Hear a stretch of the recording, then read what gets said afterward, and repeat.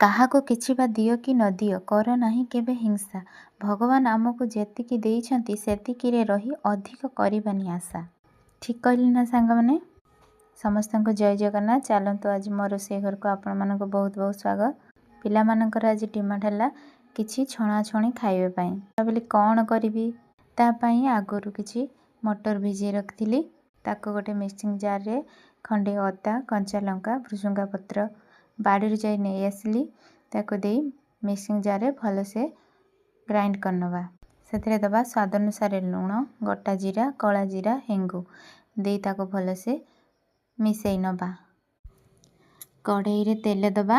ତେଲ ଗରମ ହେଲେ ଏମିତି ଚେପଟା ଚେପଟା କରି ଛାଣି ନେବା।